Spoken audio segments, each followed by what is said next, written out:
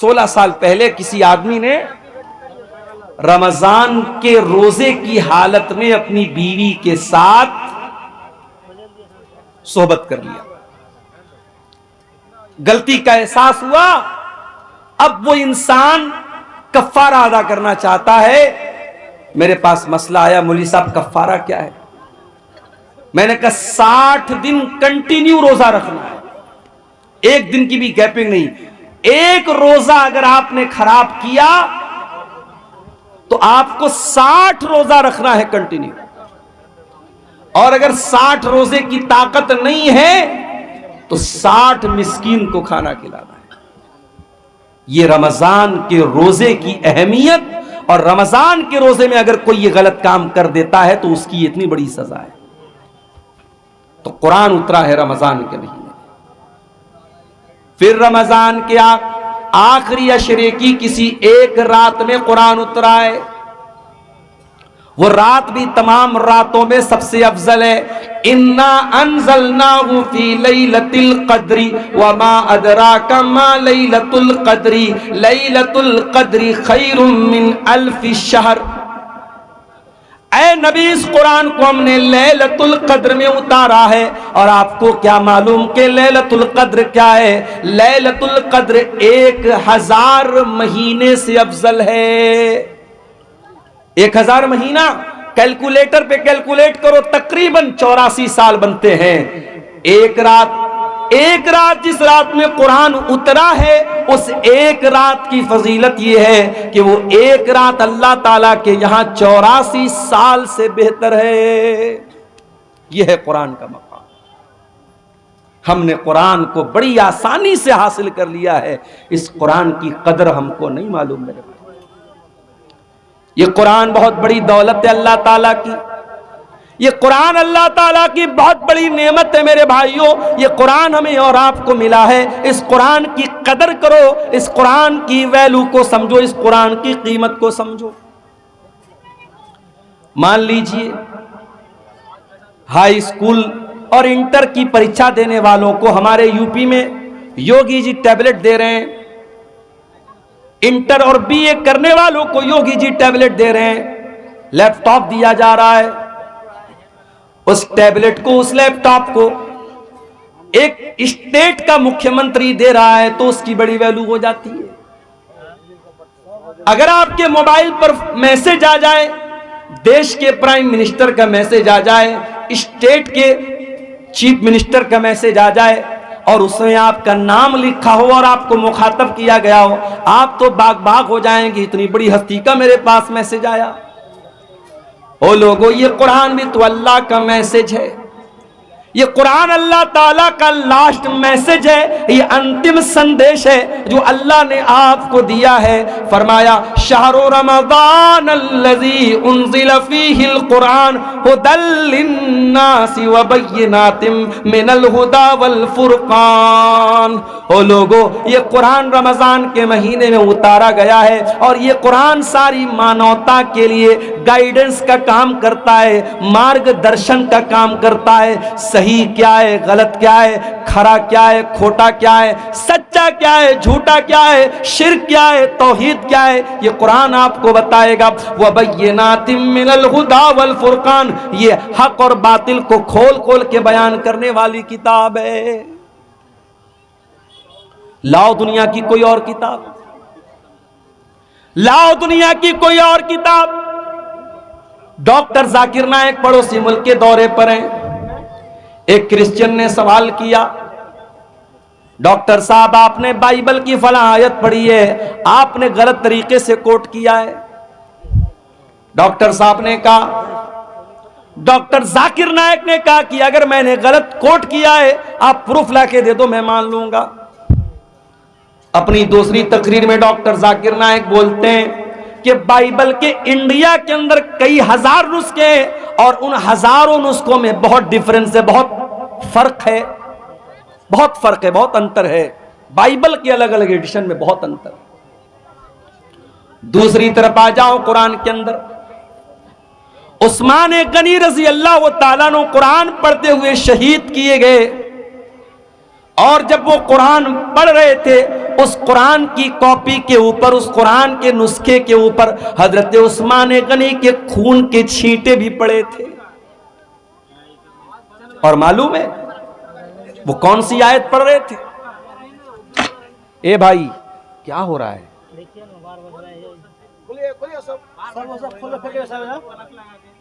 जो भी जिसकी वजह से डिस्टर्ब हो रहा निकाल फेंको उसको, एकदम कोई मुरव्वत नहीं, निकाल दो उसको। और एकदम खामोशी के साथ तकरीर सुनने दीजिए, डोंट डिस्टर्ब, बिल्कुल डिस्टर्ब नहीं करना।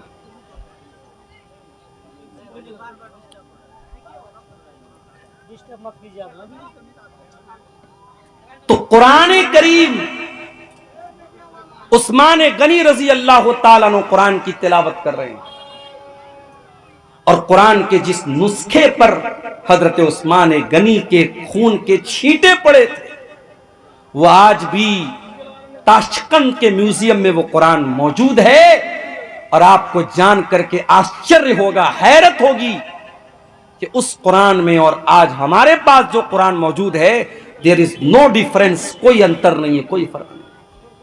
ये कुरान का एजाज। इतना ही नहीं, उस्मान गनी जब कुरान की तिलावत कर रहे थे, कौन सी आयत पढ़ रहे थे? सूरह बकरा की आयत पढ़ रहे थे, फसयकफीकहुमुल्लाह वहुवस समीउल अलीम। अल्लाह ताला इनके लिए काफी हो जाएगा, अल्लाह इनसे इंतकाम ले लेगा, इनसे बदला ले लेगा। अल्लाह सब कुछ सुनने वाला, सब कुछ जानने वाला है। उस्मान गनी कुरान की तिलावत कर रहे हैं और कुरान की यही आयत वो पढ़ रहे हैं, उसी हालत में उनको ज़बा कर दिया गया, शहीद कर दिया गया। उस्मान गनी कुरान से बहुत मोहब्बत किया करते थे, बहुत मोहब्बत किया करते थे। इसीलिए उस्मान गनी रजी अल्लाह ताला अन्हु का इंतकाल भी हुआ तो कुरान पढ़ते हुए हुआ। और उस्मान गनी कहा करते थे, लौ तहरत कुलूबुकुम मा शबियत मिन कलामिल्लाह। ओ लोगो, अगर तुम्हारा दिल पाक और साफ होता तो कुरान को सुन करके कभी तुम्हारा दिल न भरता, कभी तुम्हारा दिल आसूदा न होता, कभी तुम्हारे दिल को सेरी हासिल न होती कि मैंने बहुत कुरान पढ़ लिया है। मेरे नौजवान साथियों, जरा अपने अपने गिरेबान में झांक के बताओ, आखिरी बार तुमने कुरान कब पढ़ा है? हर शख्स अपने ऊपर गौर करे, उसने आखिरी बार बैठ करके आधा घंटा कुरान कब पढ़ा था? जरा बता देना मुझे। अब अगर मैं ये पूछूं कि आखिरी बार तुमने व्हाट्सएप कब देखा था, कहोगे 10 मिनट पहले। मैं पूछूं आखिरी बार तुमने फेसबुक पर रील्स कब देखी थी? मौलाना साहब अभी तकरीर सुनने के पहले तो देखी थी। तुमने लास्ट टाइम यूट्यूब के शॉर्ट्स कब देखे थे? अभी तो तकरीर में आने के, जलसे में आने के पहले हमने देखा था। यूट्यूब के लिए टाइम है, फेसबुक के लिए टाइम है, इंस्टाग्राम के लिए टाइम है, सोशल मीडिया के लिए टाइम है। अगर टाइम नहीं है तो कुरान के लिए टाइम नहीं है। हो लोगों, ये दिल मुर्दा हो चुके हैं, ये दिल कठोर हो चुके हैं, ये दिल सख्त हो चुके हैं। हमारे दिलों को कुरान अब अच्छा नहीं लगता, हमारे दिलों को कुरान, हमारे दिलों के ऊपर कुरान का असर नहीं होता है। अरे हमारे दिल की क्या हैसियत है? हमारा दिल तो गोश्त पोस्त का बना हुआ मुलायम सा दिल होता है। कभी बकरा खस्सी ज़बा करते हैं आप, या बड़ा जानवर आप ज़बा करते हैं, देखा होगा आपने दिल कितना बड़ा होता है, दिल की क्या हैसियत होती है। हमारा दिल तो गोश्त पोस्त का मामूली बना हुआ दिल है। अल्लाह कुरान में कहता है, कुरान के 28वें पारे में कहता है, सूरह हश्र की आयत नंबर 21 में कहता है, लौ अंज़लना हाज़ल कुरान अला जबलिन लरअयतहु खाशिअम मुतसद्दिअम मिन खशियतिल्लाह। ओ लोगो, इस कुरान को हमने किसी पहाड़ के ऊपर भी उतारा होता तो पहाड़ भी अल्लाह के खौफ से रेजा रेजा हो जाता, पहाड़ भी अल्लाह के खौफ से चूर चूर हो जाता, पहाड़ भी कुरान को सहन न कर पाता। ये कुरान इतनी ताकतवर किताब है, इतनी पावरफुल किताब है। व तिलकल अमसालु नदरिबु लिन्नासि लअल्लहुम यतफक्करून। ओ लोगो, तुम्हारा परवरदिगार मिसालें बयान कर रहा है, तुम गौर क्यों नहीं करते? उमर इब्ने खत्ताब को देखो, इस्लाम के बड़े कट्टर दुश्मन हैं, अभी इस्लाम कबूल नहीं किया है, इस्लाम के बड़े कट्टर दुश्मन है उमर बिन खत्ताब। एक दिन खाने काबा के पास से गुजर रहे हैं, अल्लाह के प्यारे नबी कुरान की तिलावत कर रहे हैं, उमर फारूक के कानों में कुरान की आयत पहुंचती है। उमर फारूक के दिल में ख्याल आता है, इतनी अच्छी किताब है, इतना अच्छा कलाम है, ये जरूर किसी शायर की शायरी है, ये जरूर कोई पोएट्री है, कोई कविता है, कोई शायरी है। शायरी पसंद है ना आपको? हमारे मऊ से उसैद नाम का ये बच्चा आया है। क्यों आया है भाई? आपको नाते सुना रहा है, हम्द सुना रहा है, कलाम सुना रहा है, शायरी पसंद है आप? पिछले साल एक प्रोग्राम में मैं आया था, कहीं पर अदनान प्रतापगढ़ी को मैंने देखा, उनको बुलाया गया, छोटा सा बच्चा है, उसको बुलाया जा रहा है, सुफियान को बुलाया जा रहा है।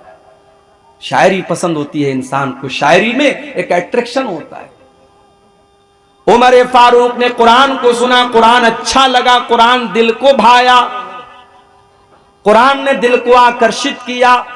उमर इब्ने खत्ताब ने कहा कि जरूर ये किसी शायर की शायरी है। अभी उमर इब्ने खत्ताब के दिल में ये ख्याल आया था, अल्लाह के नबी ने कुरान की आयत पढ़ी, वमा हुआ बिकौल शाइर कलीलम मा तुमिनून। ओ लोगो, ये कुरान किसी शायर की शायरी नहीं है, ये कुरान कोई पोएट्री नहीं है, ये कुरान कोई कविता नहीं है। तुम लोग ईमान कम रखते हो, कुरान कोई शायरी नहीं है। जब ये ख्याल रिजेक्ट हो गया, हजरत उमर सोचने लगे कि अगर ये कुरान शायरी नहीं है तब इतना अच्छा क्यों लग रहा है? इसका मतलब कि कुरान मैजिक है, कुरान जादू है, कुरान किसी काहिन की कुहानत है। कुरान के जरिए मोहम्मद रसूलुल्लाह हमारे दिलों को अपनी तरफ मायल कर रहे हैं। अभी उमर इब्ने खत्ताब के दिल में यह ख्याल आया कि अल्लाह के नबी ने कुरान की अगली आयत पढ़ दी, वला बिकौली काहिनिन कलीलम मा तज़क्करून। ओ लोगो, ये कुरान किसी जादूगर का जादू भी नहीं है, ये कुरान किसी काहिन की कुहानत भी नहीं है। तंजीलुम मिर रब्बिल आलमीन, ये कुरान तो अल्लाह ताला ने नाजिल किया है, रब्बुल आलमीन ने नाजिल किया है। हजरत उमर के दिल पर चोट लगी, उनका दिल थोड़ा सा सॉफ्ट हुआ, मगर अभी इस्लाम उन्होंने कबूल नहीं किया। एक दिन बड़े गुस्से में तलवार लेकर के निकले, रास्ते में एक सहाबी मिले, हजरत नुआइम रजी अल्लाह ताला अन्हु। उन्होंने पूछा, उमर कहां जा रहे हो? कहा कि आज मैं तलवार लेकर के निकला हूं, आज मोहम्मद रसूलुल्लाह का मर्डर कर दूंगा, नऊजुबिल्लाह, आपकी हत्या कर दूंगा, इस्लाम का काम तमाम कर दूंगा। हजरत नुआइम दिल ही दिल में घबरा गए, जबान से उन्होंने जाहिर नहीं किया। वो जानते थे हजरत उमर बड़े मूडी आदमी हैं, उनके मूड में आ गया तो कुछ भी कर सकते हैं। कहा कि ऐ उमर, एक काम करो, पहले अपने घर जाओ, तुम्हारी बहन भी मुसलमान हो चुकी है, तुम्हारे बहनोई भी मुसलमान हो चुके हैं। कहा अच्छा, मेरी बहन इस्लाम ले आई, मेरे बहनोई इस्लाम ले आए, अभी चल के बताता हूं। वहां से रास्ता बदल दिया, हजरत उमर कहां पहुंचे? बहन के ससुराल पहुंचे, बहन के घर पहुंचे। अंदर बहनोई कुरान की तिलावत कर रहे थे, कुरान पढ़ रहे थे। हजरत खब्बाब रजी अल्लाह ताला उनको कुरान पढ़ा रहे थे। हजरत उमर ने दरवाजा खटखटाया, बहनोई ने अंदर से पूछा कौन? कहा कि मैं उमर इब्ने खत्ताब। जल्दी से कुरान को छुपाया गया, दरवाजे को खोला गया। हजरत उमर ने कहा, मुझे पता लगा है तूने इस्लाम तो कबूल कर लिया है, मेरी बहन, इतना गलत काम तुमने कैसे कर दिया? इतना कहने के बाद अपनी बहन को मारने लगे। बहनोई बचाने के लिए आए, बहनोई को भी मारने लगे। हजरत खब्बाब तो एक कोने में छुपे हुए थे, बहनोई भी लहूलुहान, बहन भी लहूलुहान। बहन ने कहा कि ऐ उमर, कान खोल करके सुन ले, जितना मारना है मार ले, जितना सितम करना है सितम कर ले। ऐ उमर, अब इस्लाम हमारे दिल के अंदर दाखिल हो चुका है, अब तो इस्लाम को हमारे दिल से नहीं निकाल सकता। हजरत उमर सोचने पर मजबूर हो गए कि वो बहन जो कल तक अपने भाई की आंखों से आंखें मिला करके भी बातें नहीं करती थी, आज कितने धड़ल्ले से मेरी बातों का जवाब दे रही है, इतनी हिम्मत मेरी बहन के अंदर कहां से पैदा हो गई। कहा अच्छा बहना ये बता, वो जो तू कलाम पढ़ रही थी, कुरान पढ़ रही थी, क्या मैं भी पढ़ सकता हूं? कहा नहीं तुम नहीं पढ़ सकते, तुम नापाक हो, जाओ पहले गुस्ल करके आओ। हजरत उमर ने गुस्ल किया, पाक साफ होकर के आए, कुरान उनके सामने रख दिया गया और कुरान की सूरह ताहा की आयतें उन्होंने पढ़ी। ताहा मा अंज़लना अलैकल कुरआन लितशका इल्ला तज़किरतल लिमन यख़शा। हजरत उमर पढ़ते चले जा रहे हैं, कुरान की आयतों को पढ़ते चले जा रहे हैं और उनके सीने में जो दिल था वो इस्लाम की तरफ माइल होता चला जा रहा है। जब तिलावत खत्म कर चुके, कहा कि ऐ मेरी बहना, ये अल्लाह का कलाम है, मैं भी इस पर ईमान लाना चाहता हूं, मैं भी इस्लाम कबूल करना चाहता हूं, मैं भी मुसलमान होना चाहता हूं। हजरत सईद बिन जैद उनके बहनोई थे, उनको लेकर के दारे अरकम में पहुंचे, जहां अल्लाह के नबी अपने सहाबा को लेकर के छुपे रहते थे और इस्लाम की वहीं पर तबलीग करते थे। दारे अरकम में पहुंच करके हजरत उमर ने दरवाजा खटखटाया, अंदर से पूछा गया कौन? कहा कि मैं उमर बिन खत्ताब हूं। अंदर सहाबे किराम डर गए कि अरे उमर आए, पता नहीं क्या इरादा लेके आए। हजरत हमजा भी इस्लाम ला चुके थे, उन्होंने कहा कोई बात नहीं, आने दो, अच्छे मकसद के तहत आया है तो अच्छी बात है, बुरे मकसद के तहत आया है तो उसी की तलवार से उसको खत्म कर दूंगा, आने दो। दरवाजा खोला गया, हजरत उमर फारूक रजी अल्लाह ताला अन्हु अंदर आते हैं और अल्लाह के नबी के पास आकर के कहते हैं अशहदु अल्ला इलाहा इल्लल्लाह व अशहदु अन्नका रसूलुल्लाह। ऐ अल्लाह के नबी, मैं कोई दुश्मनी करने नहीं आया, मैं कोई मर्डर करने नहीं आया, मैं कोई हत्या करने नहीं आया, मैं अल्लाह की तौहीद का ऐलान करता हूं और मैं आपके रसूल होने का ऐलान करता हूं।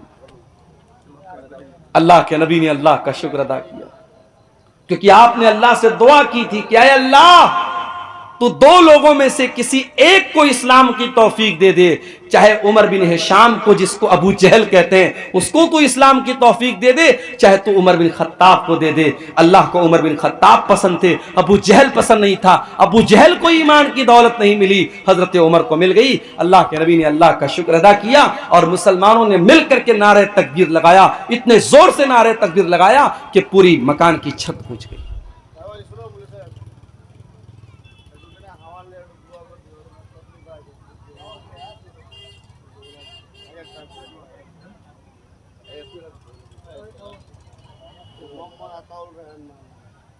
बीमार में तकलीफ 1000 रुपये दान किए। अच्छा, क्या नाम है?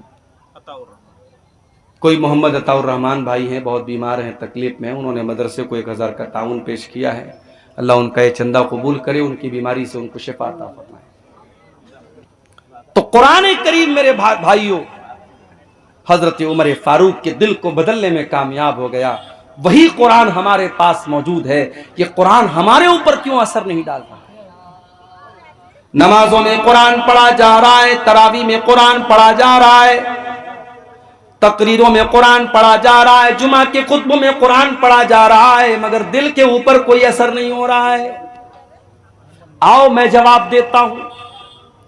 कुरान का पहला पारा खोलो, अल्लाह फरमाता है सुम्मा कसत कुलूबुकुम मिन बादि ज़ालिका फहिया कल हिजारति औ अशद्दु कसवा। ऐ यहूदियों, तुमने इतने गुनाह किए, इतने अल्लाह को नाराज करने वाले काम किए कि तुम्हारे दिल कठोर हो गए, तुम्हारे दिल सख्त हो गए, इतने सख्त हो गए फहिया कल हिजारति औ अशद्दु कसवा, तुम्हारे दिल पत्थरों के जैसे कठोर हो गए, पत्थरों से ज्यादा सख्त हो गए तुम्हारे दिल कठोर हो गए हमारे। इस दिल पर अब कुरान का कोई असर नहीं हो रहा है मेरे।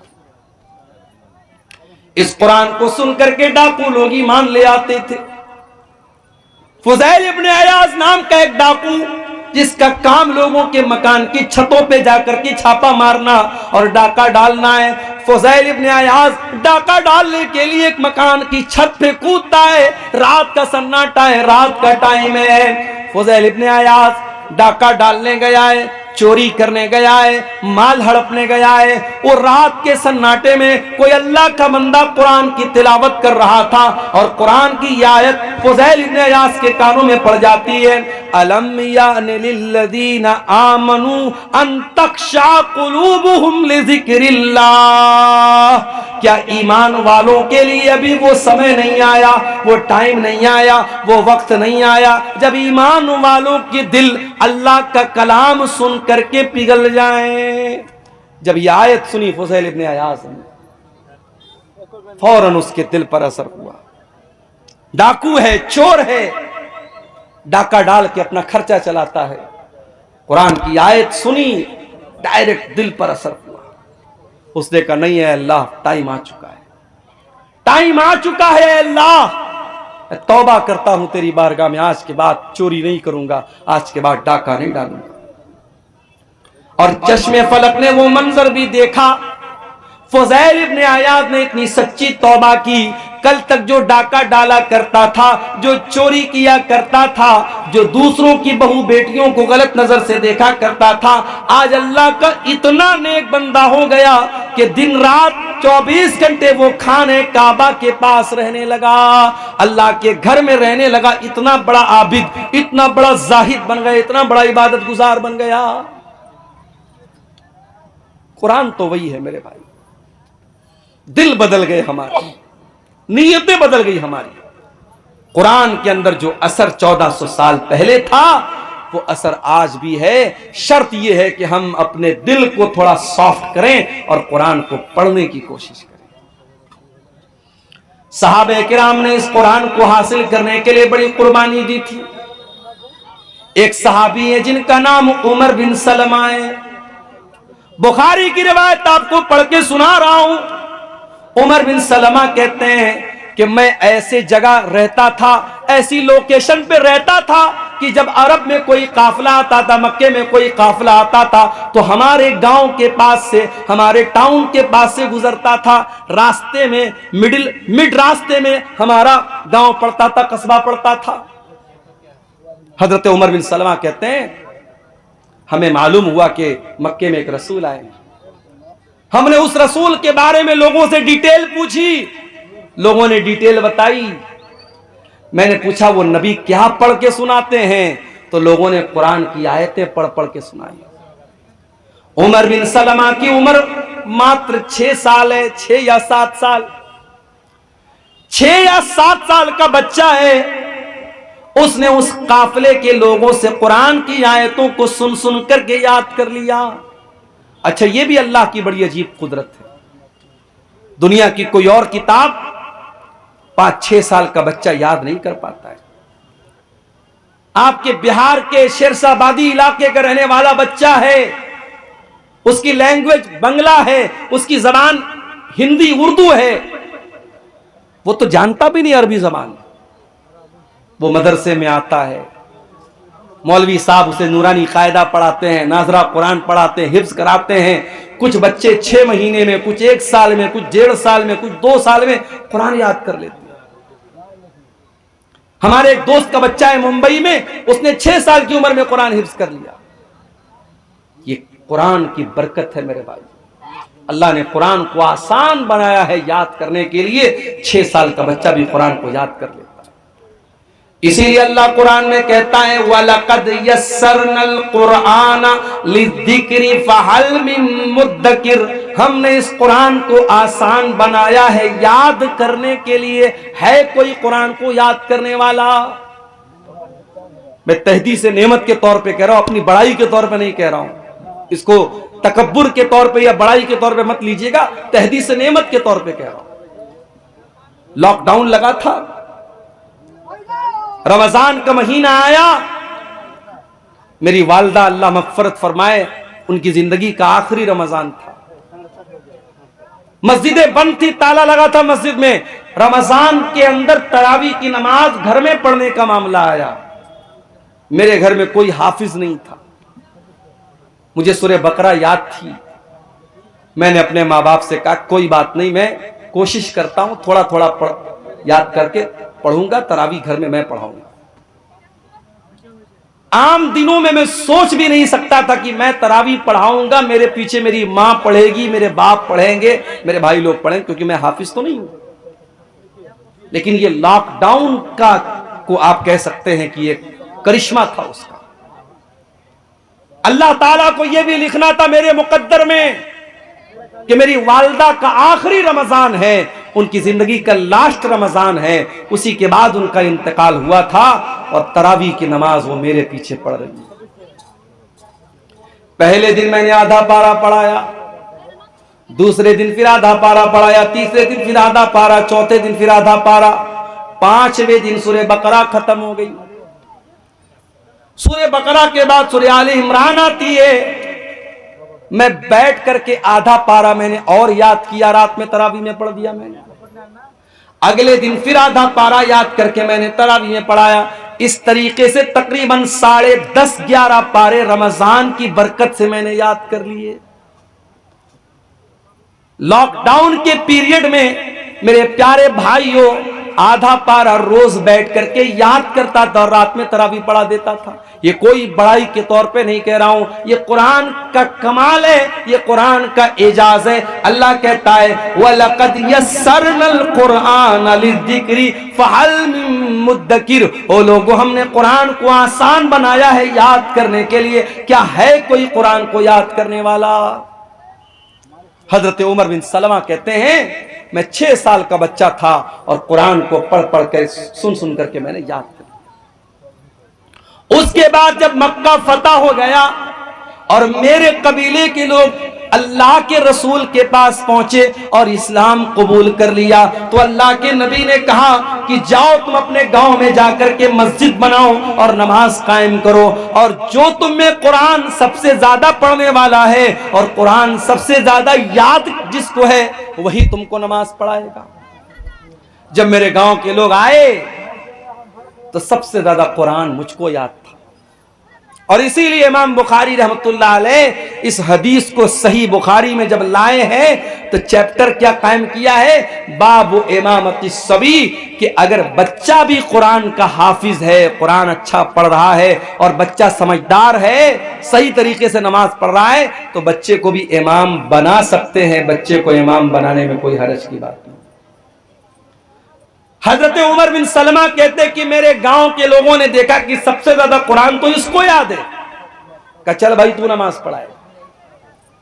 अब ये कहते हैं कि मैं बहुत गरीब फैमिली से ताल्लुक रखता था, एक ही चादर थी मेरे पास, एक ही चादर थी, वही लुंगी भी थी और वही मेरा कुर्ता भी थी, एक ही चादर मैं पहना करता था, एक ही चादर पहन करके मैं नमाज पढ़ाता था। मेरे पीछे मर्दों की सब लगती थी और मर्दों के पीछे औरतों की सब लगती थी। जब मैं सजदे में जाता था तो कभी कभी पीछे से मेरी शर्मगाह दिखने लगती थी, पीछे से मेरा पाखाने का रास्ता दिखने लगता था। औरतों ने आकर के शिकायत की कि अरे कम से कम अपने इमाम को कपड़ा तो ढंग का दे दो, उनकी शर्मगाह पीछे से नजर आ जाती है। तब लोगों ने मुझे खरीद करके एक दूसरी चादर दी और मुझे जिंदगी में कभी उतनी खुशी नहीं हुई जितनी उस एक चादर के पाने के बाद हुई थी। ये थे सहाबे किराम जिन्होंने कुरान को हासिल करने के लिए इतनी मेहनत की। और मैं आपको यह भी बता दूं, कोई पूछ सकता है भाई कुरान की जरूरत क्या है, हमारे पास इतनी नॉलेज है, इतनी अकल है, हमें कुरान की क्या जरूरत है? मैं एक बहुत पॉइंट की बात आपको बताने जा रहा हूं। देखो, नॉलेज हम हासिल करते हैं 3 चीजों से। पहली चीज, अल्लाह ताला ने हमारी बॉडी में 5 सेंस रखे हैं। हम कोई चीज देख करके पता लगा लेते हैं। जैसे मेरी आंखें देख रही, सामने ट्यूबलाइट लगी है, वाइट रोशनी है, हमारी आंखों से पता लगता है। ये झालर जो लगी है रेड कलर की है, व्हाइट कलर की है, हम आंखों से कोई चीज देख करके इल्म हासिल करते हैं। कान से सुन करके भी हम इल्म हासिल करते हैं। म्यूजिक बज रहा है, तकरीर बज रही है, कुरान की तिलावत बज रही है, खुसर पुसर हो रही, क्या हो रहा है, कान से सुन करके हमें मालूम हो जाता है।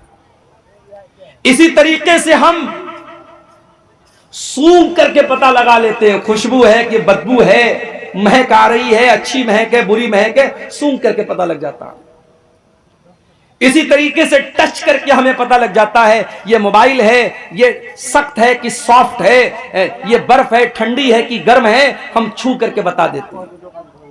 इसी तरीके से मेरे भाइयों हम जबान से चख करके बता देते हैं खट्टी है कि मीठी है, कड़वी है कि अच्छी है, हम जबान से चख करके बता देते हैं। अल्लाह ताला ने हमारी बॉडी में 5 सेंस रखे हैं, हम देख करके, सुन करके, चख करके, टच करके हम पता लगा सकते हैं कि कौन सी चीज कैसी है। मगर कभी कभी हमारे ये 5 जो सेंस हैं ये कभी कभी धोखा खा जाते हैं। मिसाल के तौर पर आप ट्रेन में बैठे हुए हैं, ट्रेन की खिड़की के पास आप बैठे हुए, आपकी आंखों को ऐसा लग रहा है कि ट्रेन के बाहर जितने पेड़ पौधे हैं, जितने घर और मकानात हैं, सब चल रहे हैं, सब मूव कर रहे हैं, हरकत कर रहे हैं, आंखों को लग रहा है ऐसा। मगर रियल में ऐसा नहीं है। रियल में क्या ट्रेन चल रही है, कोई पेड़ नहीं चल रहा है, कोई मकान नहीं चल रहा है, मगर आंखों को ऐसा लग रहा है कि मकान चल रहा है, पेड़ चल रहा है। तो आंखें धोखा खा गई। आपको बुखार है, फीवर हो गया आपको, मैं आपके पास मीठी चाय लेके आया, आपने पिया, कहा अरे यार अब्दुल गफ्फार साहब आपने बड़ी फीकी चाय पिलाई। चाय तो मीठी है मगर आपकी जबान धोखा खा गई। क्यों? आपको फीवर है, बुखार है। पता यह चला कि ये 5 सेंस जो हमारी बॉडी में है ये कभी कभी धोखा खा जाते हैं। और जब ये धोखा खाते हैं तो कौन सी चीज हमें बताती है कि सही क्या है, गलत क्या है? हमारी अक्ल बताता, हमारा ब्रेन बताता, हमारा माइंड बताता है। मगर माइंड भी कभी कभी धोखा खा जाता है। मिसाल के तौर पर आप शादी करते हैं, आपकी मां आपके लिए रिश्ता देखने जाती है, अक्ल कहती है कि अरे रिश्ता देखने के लिए बाहर जाने की क्या जरूरत है, इसकी बहन मौजूद है ना, इसकी बहन इसी घर में रहती है, इस घर के सारे तौर तरीके जानती है, बहन से शादी क्यों नहीं करा देते? अक्ल कहती है जब शादी ही करना है तो बाहर क्यों रिश्ता देख रहे हो, घर के अंदर क्यों नहीं कर लेते? मगर यहां अक्ल की नहीं चलेगी, यहां चलेगी अल्लाह की वही क्या कहती है, अल्लाह की शरीयत क्या कहती है, अल्लाह का कुरान क्या कहता है। और अल्लाह का कुरान कहता है कि बहन और बेटी से शादी नहीं कर सकते। तो पता यह चला कि जहां 5 सेंस काम करना बंद कर दे वहां अकल काम करती है, और जहां अकल काम करना बंद कर दे वहां अल्लाह की वही काम करती है, अल्लाह की शरीयत काम करती है। और अल्लाह की शरीयत 2 चीजों का नाम है, एक का नाम कुरान है और एक का नाम सुन्नत है। इन्हीं दोनों चीजों का नाम शरीयत है, इन्हीं दोनों चीजों का नाम इस्लाम है। इसीलिए अल्लाह के नबी फरमाते हैं इन्नी क़द तरक्तु फ़ीकुम शैअन, मैं 2 चीजें तुम्हारे बीच में छोड़ के जा रहा हूं, लन तदिल्लु बादहुमा, इन 2 चीजों को जब तक तुम थामे रहोगे कभी गुमराह नहीं हो सकते। किताब अल्लाह व सुन्नती, एक अल्लाह की किताब और एक मेरी सुन्नत है। कुरान और हदीस, इन्हीं दोनों चीजों पर जब तक पकड़े रहोगे, थामे रहोगे, कभी गुमराह नहीं हो सकते। तो कुरान मेरे प्यारे साथियों अल्लाह की आखिरी किताब, और ये वाहिद किताब है जिसकी हिफाजत की गारंटी अल्लाह ताला ने खुद ली है। तौरात की हिफाजत की गारंटी उनके उलमा को दी गई, ज़बूर की हिफाजत की गारंटी उनके उलमा को दी गई, इंजील की हिफाजत की गारंटी उनके उलमा को दी गई। मगर जब कुरान अल्लाह ने नाजिल किया तो ऐलान कर दिया इन्ना नहनु नज़्ज़लना ज़िक्रा व इन्ना लहू लहाफ़िज़ून, ओ लोगों इस कुरान को हमने उतारा है और इस कुरान की हिफाजत करने वाले भी हम हैं। कुरान की हिफाजत अल्लाह करता है। दुनिया के अंदर जितने कुरान के नुस्खे हैं, सारे नुस्खे अगर जला भी दिए जाएं, खत्म भी कर दिए जाएं, नष्ट भी कर दिए जाएं, 5 साल का बच्चा आएगा और कहेगा आओ मुझसे सुन लो, अल्हम्दुलिल्लाह रब्बिल आलमीन से लेकर के मिनल जिन्नति वन नास तक पूरा कुरान पढ़ के सुना देगा। ये अल्लाह ने कुरान की हिफाजत का सिस्टम रखा है, अल्लाह ने कुरान की सुरक्षा का सिस्टम रखा है। और ये भी याद रखो मेरे भाइयों, कुरान शिफा भी है।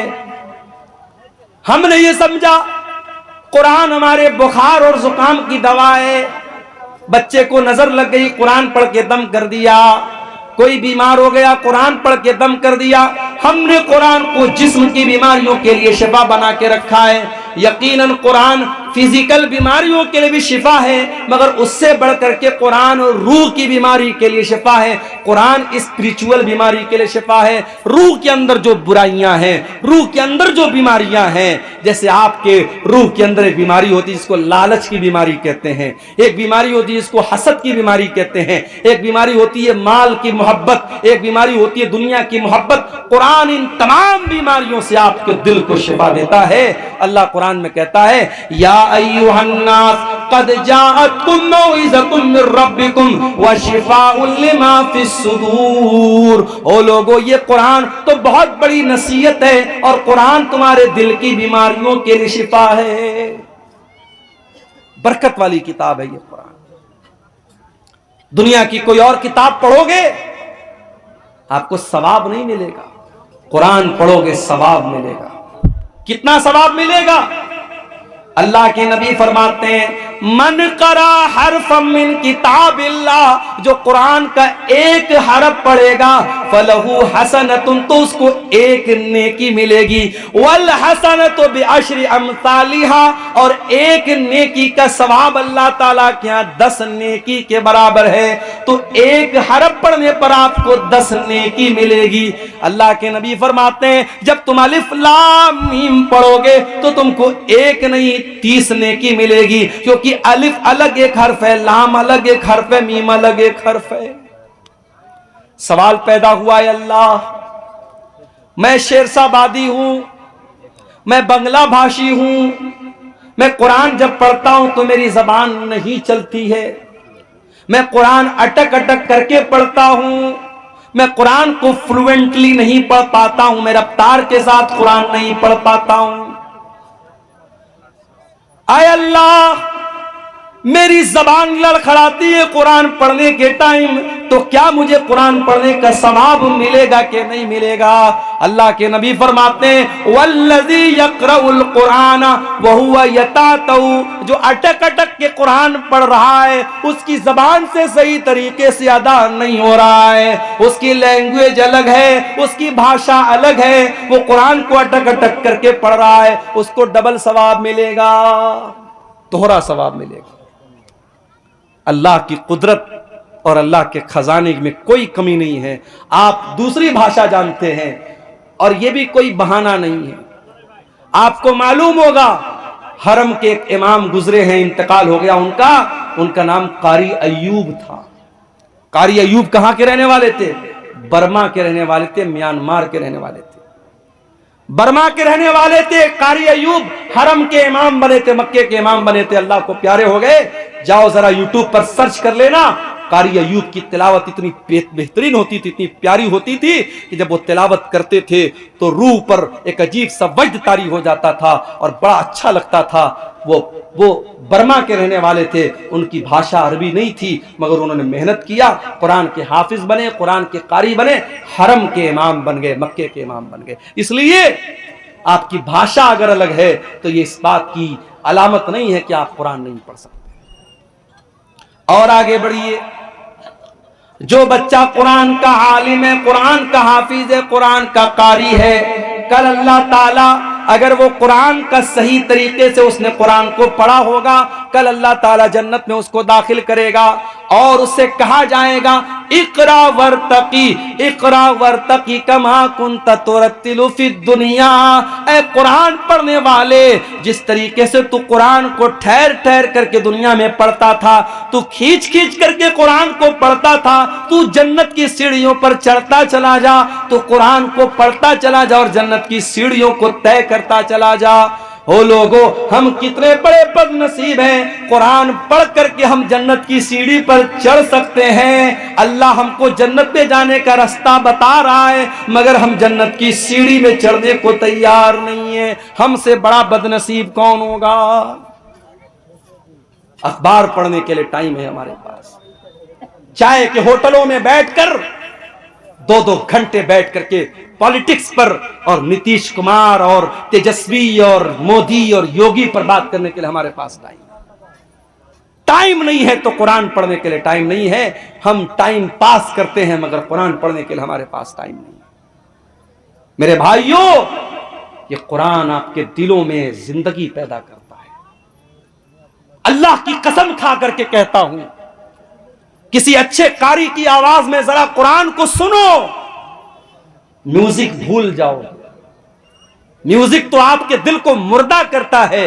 म्यूजिक के बारे में बाज़ उलमा ने लिखा है कि म्यूजिक जो होता है ये जिना का दरवाजा खोल देता है।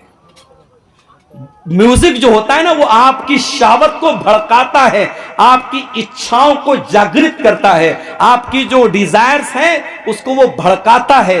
लेकिन कुरान आपके अंदर अल्लाह का डर पैदा करता है। इसीलिए अल्लाह के नबी कुरान को पढ़ते भी थे और सुनते भी थे। एक मर्तबा आपने अब्दुल्ला बिन मसूद से कहा, अय अब्दुल्ला तुम मुझे कुरान पढ़ के सुनाओ। अच्छा, मैं स्टेज पर आता हूं ना तो कुछ बच्चे जो है वो सेल्फी लेने चले आते हैं। मौलाना साहब एक सेल्फी लेना चाहता हूं। तो मुझे एक बात याद आई, अब सेल्फी भी लेते हैं तो माशाअल्लाह वो आजकल फिल्टर चलता है ना, फिल्टर स्नैपचैट का बड़ा फिल्टर चलता है, हमारे नौजवान लड़के लगा लेते हैं। एक लड़का मेरे साथ सेल्फी ले रहा था, कोई फिल्टर उसने यूज किया, ऐसा लग रहा था होंठों पे लिपस्टिक ले। मैंने कहा भाई पहले हटा इसको, तू अजीब व गरीब शक्ल आने लगती है।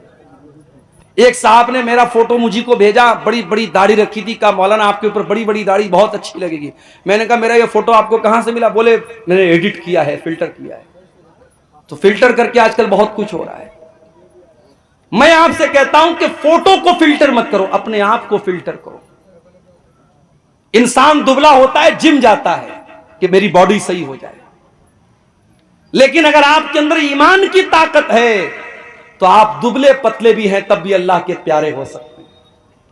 जरूरी नहीं है कि आप बॉडी बिल्डर बने तभी अल्लाह के प्यारे बनेंगे। हां, गुटखा खा करके अपने आप को दुबला मत करो। ये जितने गुटखा खाने वाले लड़के ना, वो हजरत मूसा अलैहिस्सलाम का वाकया याद है कि नहीं? मूसा अलैहिस्सलाम ने एक आदमी को ऐसा मुक्का मारा, एक मुक्का मारा वो मर गया। मूसा अलैहिस्सलाम के मुक्के में इतनी ताकत थी, एक मुक्का मारा मर गया वो आदमी। और आजकल हमारा नौजवान गुटखा खा खा करके इतना कमजोर हो चुका है कि वो किसी को मुक्का मारेगा तो खुद ही गिर जाएगा। तो गुटखा खा करके अपने आप को बर्बाद मत करो। बाज लोग कहते हैं साहब गुटखा हराम नहीं है, तंबाकू हराम नहीं है, बीड़ी हराम नहीं है। क्यों हराम नहीं है? कहते मकरूह है। तंबाकू और बीड़ी और सिगरेट और गुटखा को जो लोग मकरूह कहते हैं वो दीन का मजाक उड़ाते हैं।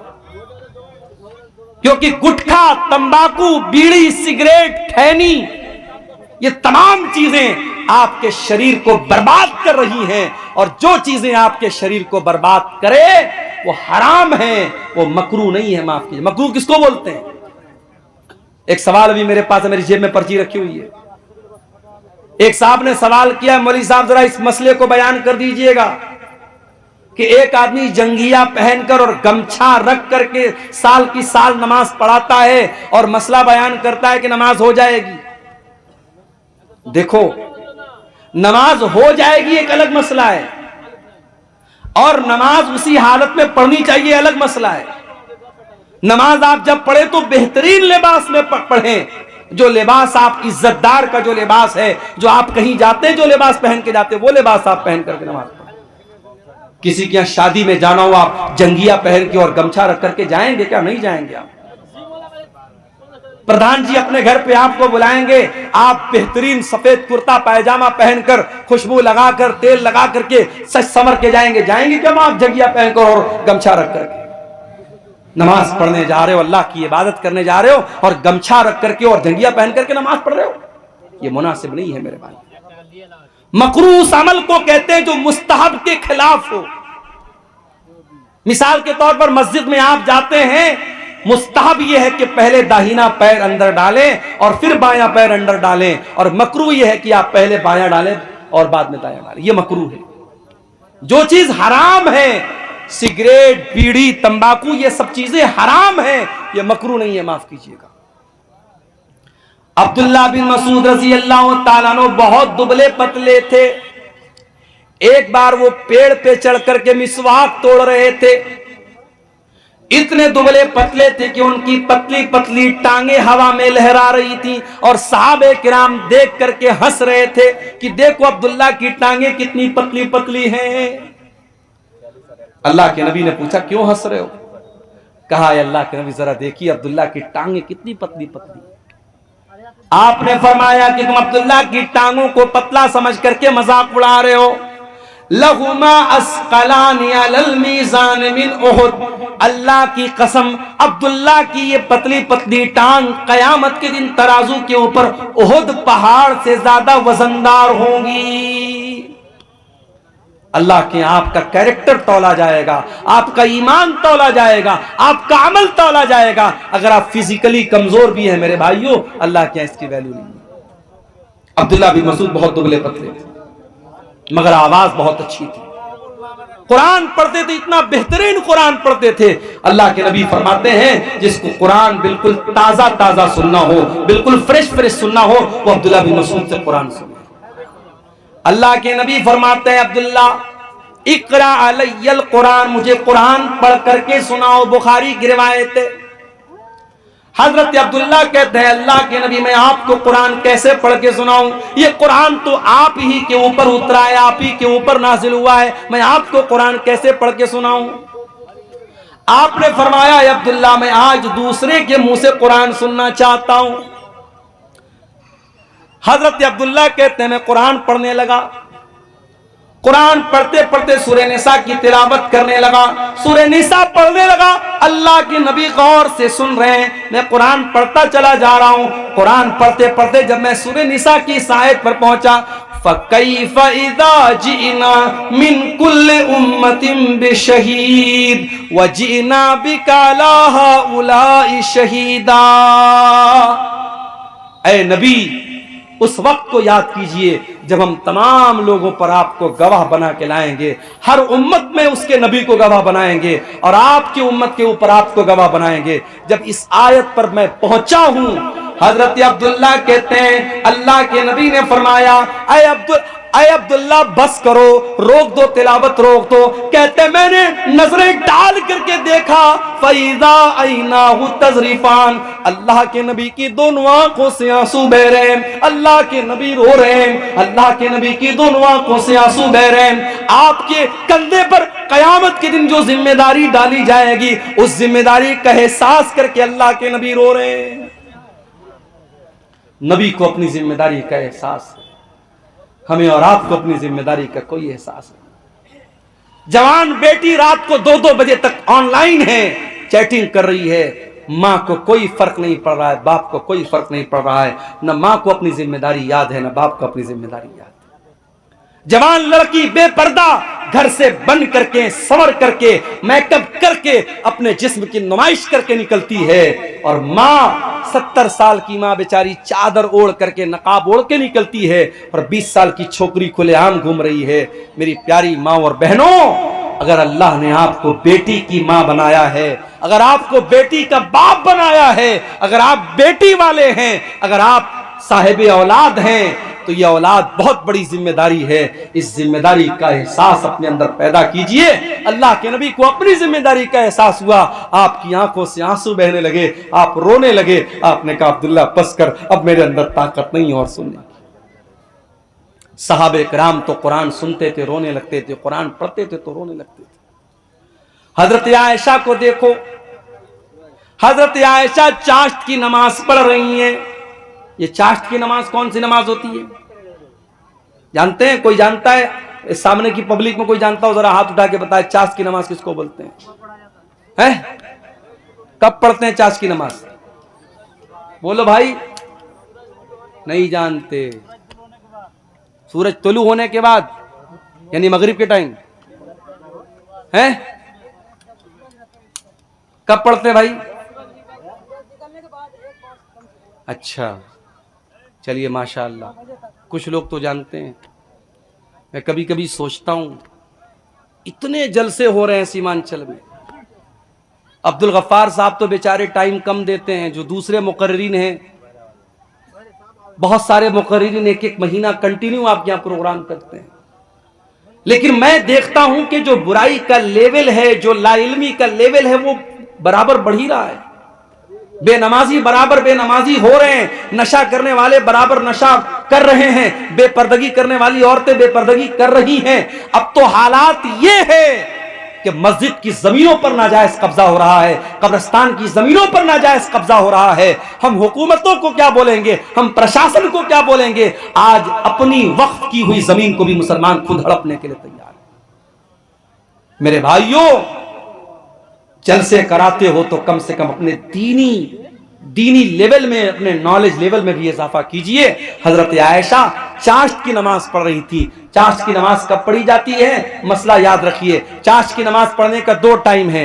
एक तो सूरज निकलने के 15-20 मिनट के बाद, जब सूरज एक नेजा बुलंद हो जाता है, उस टाइम भी चाश्त की नमाज पढ़ सकते हैं। और दूसरा टाइम थोड़ा और लेट, जब थोड़ी सूरज की तपिश और बढ़ जाए और वो टाइम ऐसा आ जाए कि ऊंट के बच्चे अगर धूप में खड़े हैं तो उनका पैर धूप से जलने लगे, आप कह सकते हैं 8 बजे 9 बजे के करीब का जो टाइम होता है वो भी चाश्त का टाइम होता है।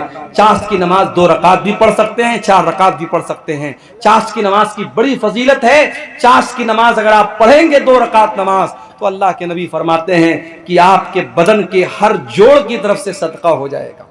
आप गरीब हैं, सदका नहीं कर सकते, दान नहीं कर सकते, 2 रकात आप चाश्त की नमाज पढ़ लीजिए। आपके बदन में जितने जोड़ हैं, जितनी हड्डियां हैं, हर हड्डी और हर जोड़ की तरफ से अल्लाह ताला सदका और दान आपका कबूल कर लेगा। ये बड़ी फजीलत है इस नमाज की। हजरत आयशा ये नमाज पढ़ रही थी। हजरत आयशा ये नमाज पढ़ रही हैं। उनके भाई का बेटा यानी उनका भतीजा वो उनसे मिलने के लिए आया, जिसका नाम कासिम बिन मोहम्मद था। उसने देखा मेरी फूफी जान नमाज पढ़ रही हैं। उसने देखा कि फूफी जान नमाज पढ़ रही हैं और सूरह तूर की तिलावत कर रही हैं। और सूरह तूर की ये आयत हजरत आयशा की जबान पर जारी है। सूरह तूर में अल्लाह फरमाता है, जब जन्नती जन्नत में जाएंगे तो कहेंगे फमन्नल्लाहु अलैना व वक़ाना अज़ाबस्समूम। अल्लाह ने हम जन्नतियों पर बहुत बड़ा एहसान किया कि अल्लाह ने हमको जहन्नम की आग से बचा लिया। हजरत आयशा इसी आयत को पढ़ रही हैं और रोती चली जा रही हैं। उनके दिल में ये ख्याल है कि आय अल्लाह, काश तू आयशा को भी अपने उन खुशनसीब बंदों में शामिल कर दे। उनके भतीजे कासिम बिन मोहम्मद कहते हैं, मैंने देखा कि फूफी जान सूरह तूर की ये आयत पढ़ रही हैं और रो रही हैं। मैं वहां से मार्केट चला गया, मैं वहां से बाजार चला गया, मैंने अपना सौदा सलप लिया और बहुत देर के बाद मैं वापस आया। मैंने क्या देखा? मैंने देखा कि मेरी फूफी जान उसी हालत में खड़ी है और उसी आयत को रिपीट कर रही हैं और रो रही हैं और पढ़ रही हैं, फमन्नल्लाहु अलैना व वक़ाना अज़ाबस्समूम। ये थी नबी की बीवी जो कुरान को पढ़ते हुए रो रही हैं। कुरान उनके दिलों पर असर करता था। मेरे भाई, आज तो हम कठोर दिल के लोग हो गए। कब्रिस्तान में मुर्दे को दफनाने जाते हैं, वहां पर भी हा हा करके हंसते रहते हैं। कब्रिस्तान में खड़े होकर के हम दुनिया की बातें करते हैं, पॉलिटिक्स की बातें करते हैं, राजनीति की बातें करते हैं। जबकि अल्लाह के प्यारे नबी जब कब्रिस्तान जाया करते थे, अंसारी सहाबी का जनाजा है, जनाजे को कब्र में उतारा जा रहा है। अल्लाह के नबी कब्र के किनारे बैठे हुए और आपके सहाबा भी आपके आसपास बैठे हुए हैं। आपने कब्र को देखा और कब्र में अपने सहाबी की लाश को उतरते हुए देखा। अल्लाह के नबी रोने लगे, फबका, आपकी आंखों से आंसू बहने लगे और आप भी रोने लगे और आपके आसपास जितने सहाबा थे वो सब रोने लगे। और अल्लाह के नबी अपने सहाबा से कहने लगे, लिमिस्ले हाज़ा फ़अइदू या इख़वानी, ऐ मेरे भाइयों, ऐ मेरे सहाबा, इस कब्र की तैयारी करो, यहां तुम सबको आना है। बनारस से एक मरतबा मैं एक प्रोग्राम में जा रहा था। तकरीबन 150-200 किलोमीटर दूर एक जगह पड़ती है शाहगंज, मैं वहां प्रोग्राम में जा रहा था। हमारे एक साथी थे, कार चला रहे थे। रास्ते में एक जंगल आया। अचानक उनकी हेडलाइट ने काम करना बंद कर दिया। जंगल के बीच में हेडलाइट ने काम करना बंद कर दिया। खूब अंधेरा, जंगल के बीच में कार खड़ी है, हम कार के अंदर हैं, एसी चल रही है, लेकिन लाइट बंद हो गई, अंधेरा हो गया। तो हमारे दिल और दिमाग में डर की एक लहर दौड़ गई। गौर करो मेरे प्यारे भाइयों, हम कब्र के अंदर जब जाएंगे, हमारे माँ बाप हमको दफनाने के बाद, हमारे बच्चे हमको दफनाने के बाद, हमारे रिश्तेदार हमको दफनाने के बाद मिट्टी अपने हाथ से झाड़ करके चले जाएंगे। मुनकर नकीर आएंगे। उस कब्र की तारीकी में हमारे पास कोई मोबाइल का टॉर्च नहीं होगा जिसको हम जला सकें, कोई एसी और कूलर नहीं होगा जिसकी हवा खा सकें। मुनकर नकीर आएंगे और 3 सवाल करेंगे, मन रब्बू का, मन नबियों का, माँ दीनों का। ऐ अल्लाह के बंदे, तू बता तेरा रब कौन है, तू बता तेरा दीन क्या है, तू बता तेरे नबी कौन है।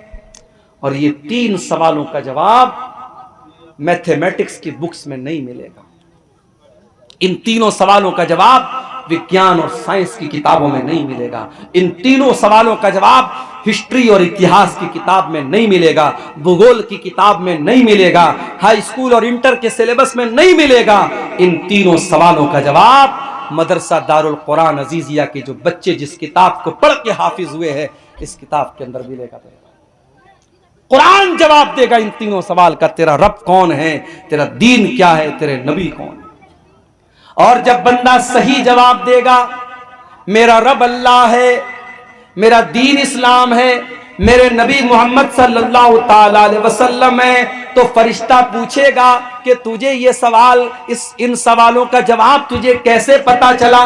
तो बंदा कहेगा, करा तो किताब अल्लाह, आय अल्लाह मैंने कुरान को पढ़ा था, मैंने अल्लाह की किताब को पढ़ा था, कुरान पढ़ा था, इसलिए मैंने इन तीनों सवालों का जवाब दिया है। तो मेरे भाइयों, उस किताब पर आप मेहनत करो। उस किताब के पढ़ने वाले यहां बच्चे पढ़ रहे हैं। मदरसों को हकीर मत जानो मेरे भाइयों, मदरसों में पढ़ाने वाले इन मौलवियों को हकीर मत जानो। कमेटी के लोगों ने मुझको पर्ची दी है कि मौलवी साहब जरा चंदे के लिए बोल दीजिए, चंदा बहुत कम हुआ है। यह अफसोस की बात है, तकलीफ की बात है। इसी आपके शेरशाबादी समाज में फजूल कामों के लिए लाखों रुपए खर्च हो जाते हैं। मुशायरा हो जाए, अभी लाखों रुपए खर्च हो जाएंगे। कोई फजूल चीज हो जाए, कोई खेल हो जाए, कोई नाच गाना हो जाए, लाखों रुपया आप खर्च करने के लिए तैयार हो जाएंगे। ये साल भर के मदरसे का बजट आपके चंदे से चलता है। और आज अगर जलसे वालों को उर्दू भाषी मुकर्रिर से ये कहना पड़े कि चंदा कम हुआ है, आप ताउन की अपील कीजिए, तो ये हमारे और आपके लिए चुल्लू भर पानी में डूब मरने का मकाम है। मेरा मैं तो यही कह सकता हूं, अनुरोध कर सकता हूं, निवेदन कर सकता हूं, गुजारिश कर सकता हूं कि भाई, ये मदरसे के बच्चे हैं, कुरान पढ़ने पढ़ाने वाले बच्चे हैं, जो हो सके दिल खोल के ताउन करो। अपनी माँ बहनों से कहूंगा कि जाना तो इस इदारे का भरपूर ताउन करके जाना कि इसी मकसद के लिए जलसा हुआ है। और आपको एक बात बताऊं, मैं मेरे नबी की एक सुन्नत आपको बता रहा हूं। मेरे नबी ने अपनी फैमिली की जरूरत को कुर्बान करके अपने मदरसे के स्टूडेंट की जरूरत को पहले पूरा किया है। आपकी सबसे छोटी बेटी जिसका नाम फातिमा था, उनको पता लगा कि मेरे अब्बा के पास कुछ गुलाम आए हैं, कुछ नौकर आए हैं, कुछ लौंडियां आई हैं, तो वह अल्लाह के नबी के पास आई कि कुछ कोई एक नौकर मुझको मिल जाए, कोई एक नौकरानी मुझको मिल जाए, मेरे घर का कुछ काम आसान हो जाए। हजरत फातिमा की मुलाकात अल्लाह के रसूल से नहीं हुई। हजरत फातिमा ने अल्लाह के नबी को पैगाम अपना पहुंचा दिया हजरत आयशा के जरिए कि मेरे अब्बा हैं तो बता देना कि आपकी बेटी आई थी और गुलाम आए हैं, एक गुलाम आपकी बेटी को मिल जाए या एक लौंडी आपकी बेटी को मिल जाए तो बेटी का काम आसान हो जाए। अल्लाह के नबी शाम को आते, आपको मालूम होता है कि आपकी बेटी गुलाम के लिए आई थी, नौकर के लिए आई थी। बुखारी के अल्फाज, अल्लाह के नबी शाम को अपनी बेटी के घर पहुंचते हैं। हजरत अली कहते हैं हम दोनों मियां बीवी बिस्तर पर बैठे हुए थे, अल्लाह के नबी आते हैं, दरवाजा खटखटाते हैं, अंदर आते हैं। और बिस्तर पे आकर के अपनी बेटी और दामाद के बगल में बैठ जाते हैं और अल्लाह के नबी अपनी बेटी से कहते हैं, ऐ मेरी बच्ची, मुझे पता चला कि तू गुलाम लेने के लिए मेरे पास आई थी, तू लौंडी लेने के लिए मेरे पास आई थी। ऐ मेरी बच्ची, अभी तो मेरे मदरसे के जो तलबा हैं, जो असहाबे सुफ़्फ़ा हैं, जो दीन हासिल करने के लिए जो मेरे गरीब सहाबा मस्जिद में रहते हैं, ऐ मेरी बच्ची, उनके खाने का इंतजाम नहीं है, उनके जीने का इंतजाम नहीं है। ऐ मेरी बच्ची, इन गुलामों को बेच करके पहले मैं उनका इंतजाम करूंगा, उसके बाद मैं देखूंगा मेरी बेटी को क्या जरूरत है। अल्लाह अकबर। नबी की सुन्नत को भी आज जिंदा करने की जरूरत है मेरे भाइयों। अल्लाह के नबी ने पहले अपनी बेटी की जरूरत को पूरा नहीं किया, पहले अपने मदरसे के बच्चों की जरूरत को पूरा किया। हकीर न जानो इन मदरसे के बच्चों को। अल्लाह के नबी फरमाते, खैरुकुम मन तअल्लमल कुरान व अल्लमहु, तुम में सबसे बेहतरीन इंसान वो है जो कुरान को सीखता है, जो कुरान को सिखाता है, जो कुरान का टीचर है, जो कुरान का स्टूडेंट है। उससे बेहतरीन कोई इंसान नहीं है। आपकी नजर में साइंस पढ़ाने वाले की सैलरी कितनी होनी चाहिए? 20,000। आपकी नजर में गणित पढ़ाने वाले टीचर की सैलरी कितनी होनी चाहिए? 15,000। और कुरान पढ़ाने वाले टीचर की 10,000, 8,000, 6,000। अभी बंगाल में हमारा एक दोस्त रहता है, एक मदरसे में पढ़ाता है। बंगाल में ममता बनर्जी जो है, वहां इमाम को भी कुछ सैलरी देती है। बेचारा अपने मोहल्ले की मस्जिद में इमामत भी कराता है, मदरसे में भी पढ़ाता है। प्राइवेट मदरसे के जो नाजिम होते हैं, जो कमेटी होती है, जो सेक्रेटरी होती है ना, वो अपने आप को मोदी और योगी से भी बड़ा डिक्टेटर समझने लगते हैं। उस मदरसे की कमेटी के लोगों ने क्या कहा कि मौलवी साहब, आप हमारे मदरसे में पढ़ा रहे हैं तो 24 घंटे आपको ड्यूटी करना पड़ेगा। का क्या मतलब? कहा 2 बजे तक आपको बच्चों को पढ़ाना है, फिर शाम को हॉस्टल की निगरानी भी आपको करना है, रात भी यहीं गुजारना है। हम आपको 12,000 सैलरी देते हैं, आपसे सारा काम लेंगे।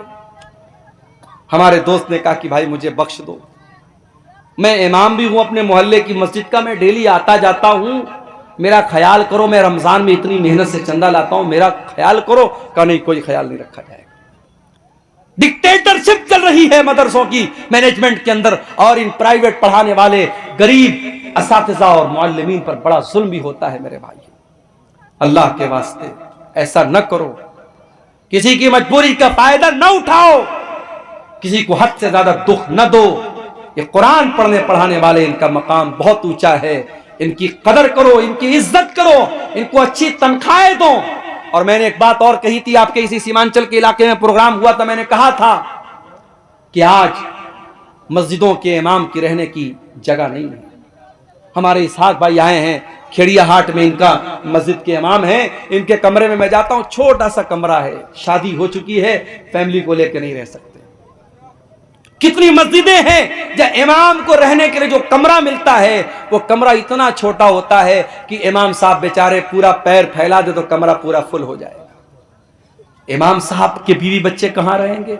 नहीं साहब, इमाम साहब बेचारे अल्लाह के नेक बंदे हैं, उनके बीवी बच्चे आराम से अपने घर में रहेंगे।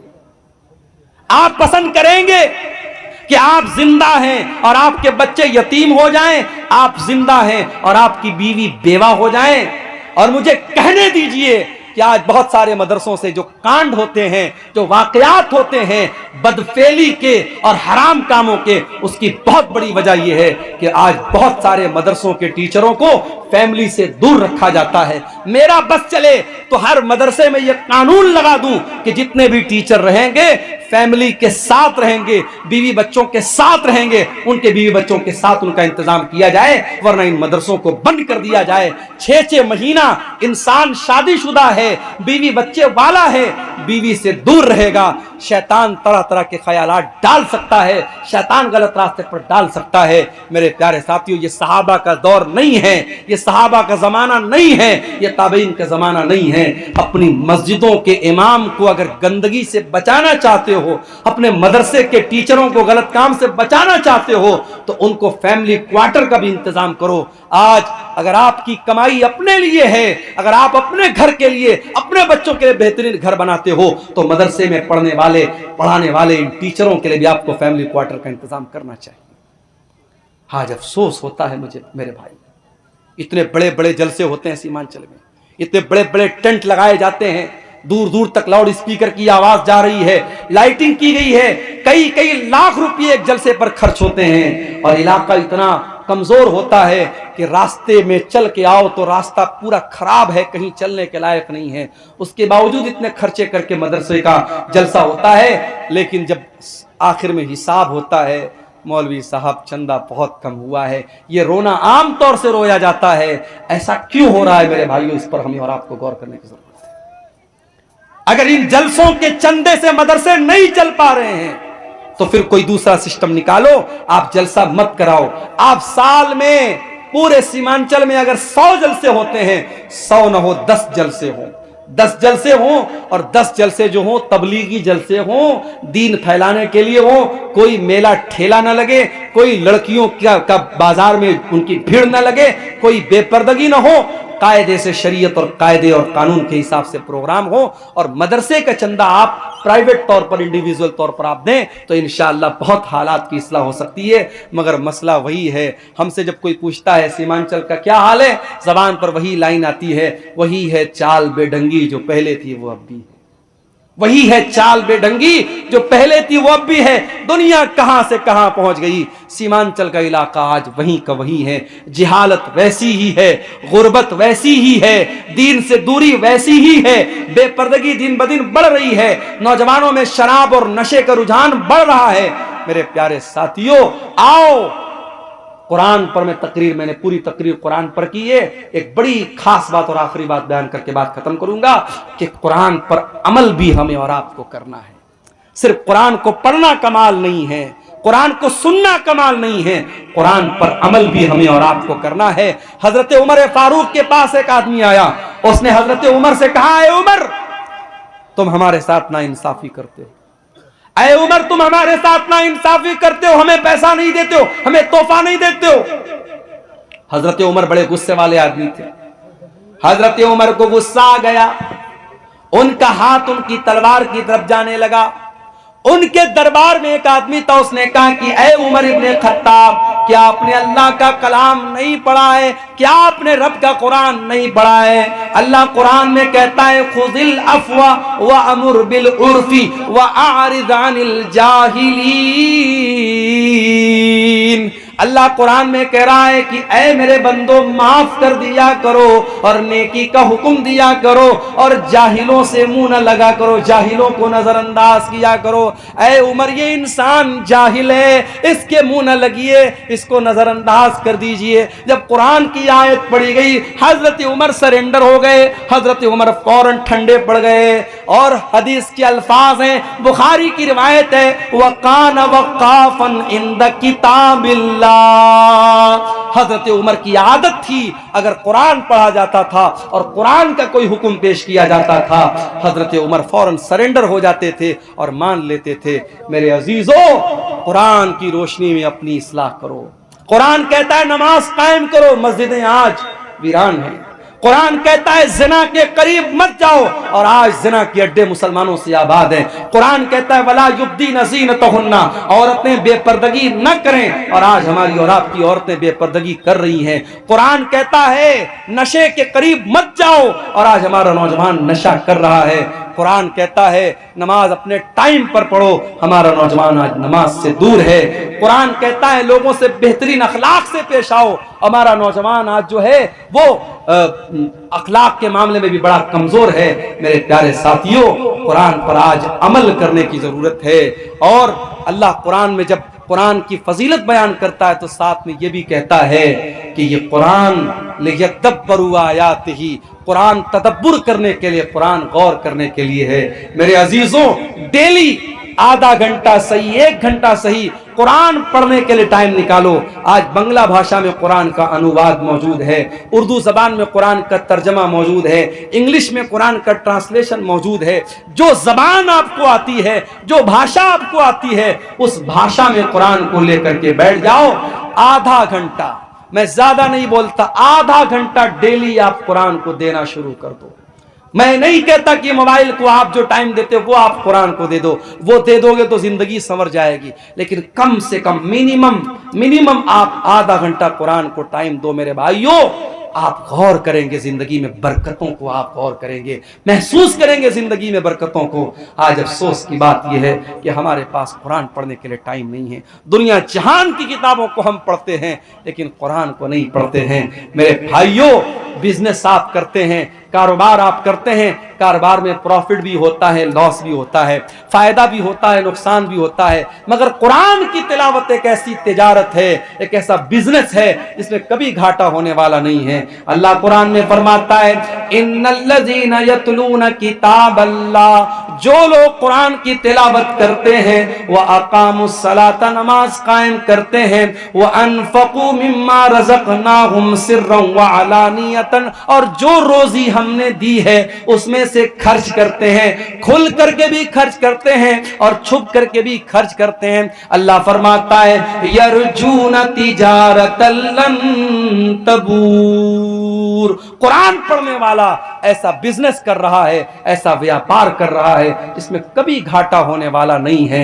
मेरे प्यारे साथियों, आज की पूरी तकरीर इसी कुरान की फजीलत और कुरान की खुसूसियात पर हुई है। ये पूरी तकरीर सुनने के बाद भी अगर हम कुरान को नहीं पढ़ते हैं, कुरान पर गौर नहीं करते हैं, तो मैं समझूंगा आप एक कान से सुनने आए थे और दूसरे कान से आपने उड़ा दिया। लेकिन हाँ, इतने बड़े मजमे में हमारी माएँ बहनें भी हैं और आप भी हैं, कोई एक अल्लाह का बंदा भी अगर ऐसा है जो आज की तकरीर सुनने के बाद ये तय करके यहाँ से जाए कि हाँ, अब अपनी जिंदगी में हम कुरान के लिए भी टाइम निकालेंगे, कुरान पर हम मेहनत करेंगे, कुछ कुरान मदरसे को दे देंगे, कुछ कुरान मस्जिद में रख देंगे, कुछ अपनी कमाई का हिस्सा हम कुरान पढ़ने वाले बच्चों पर खर्च करेंगे, कुछ कमाई का हिस्सा हम दीनी इदारों पर खर्च करेंगे, तो इंशाअल्लाह हम जो है उसका असर अपनी जिंदगी में मेरे प्यारे साथियों महसूस करेंगे। जाते जाते हमारे जो यूट्यूबर भाई हैं, इनको 2 पैगाम दे के बात खत्म करता हूँ। देखो भाइयों, मुझे आपसे कोई बैर नहीं है। मैं हर बार जब मैं दौरे पर आता हूँ, मुझसे लोग कहते हैं, शेख साहब यूट्यूब वालों का क्या होगा। लेकिन जब मेरे पास वो मैसेज आता है, मौलवी साहब आपकी तकरीर पर लड़की की तस्वीर बनी है, आपकी तकरीर पर मोदी जी की तस्वीर बनी है, आपकी तकरीर पर भड़काऊ जो है टाइटल दिया गया है, बहुत तकलीफ होती है। मकसद क्या है? व्यू हासिल करना। आप व्यू हासिल करने के लिए प्रॉपर तरीका अपनाइए, थंबनेल खूबसूरत बनाइए और आप जो है अच्छा सा टॉपिक दे दीजिए, लेकिन कोई गलत रास्ता मत अपनाइए। कुछ चैनल वाले सुधरे हैं, मगर चूंकि यहाँ सैकड़ों की तादाद में है, मैं किस किस को पहचानूंगा? मेरे पास कोई आईडी कार्ड तो नहीं कि मैं पहचानूं कि कौन सा कैमरा किस चैनल वाले का है।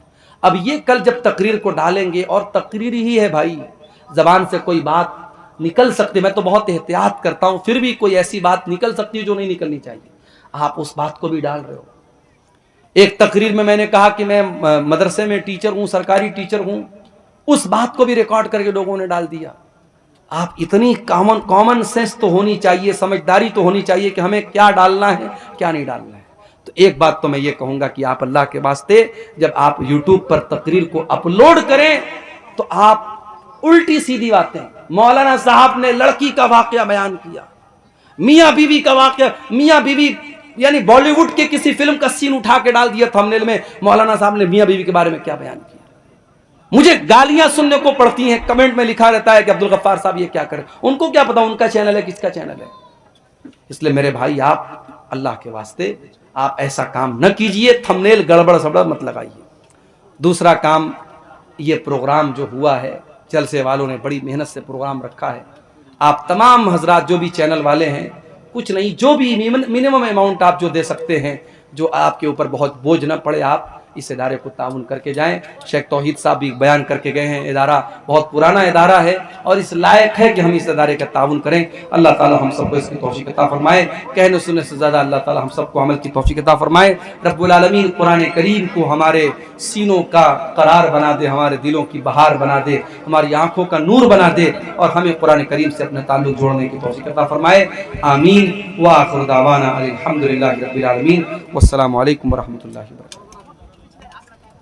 मनुत्तकुल्लाह व क़ूलू क़ौलन सदीदा युस्लिह लकुम अमालकुम व यग़फिर लकुम ज़ुनूबकुम व मन युतिइल्लाह व रसूलहू फ़क़द फ़ाज़ फ़ौज़न अज़ीमा।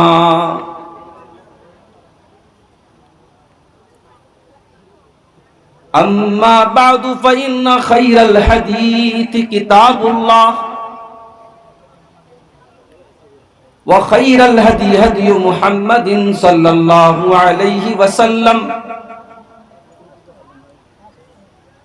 व शर्रल उमूरि मुहदसातुहा व कुल्ल मुहदसतिन बिदअह व कुल्ल बिदअतिन ज़लालह व कुल्ल ज़लालतिन फिन्नार।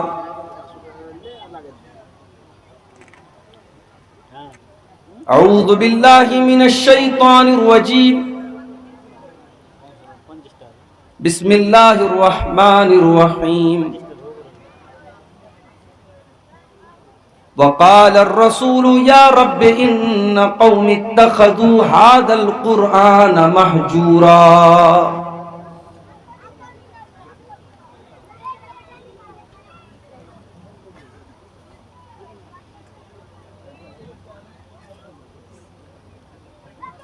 चेहरों पे तिलावत का एक नूर सजाएंगे,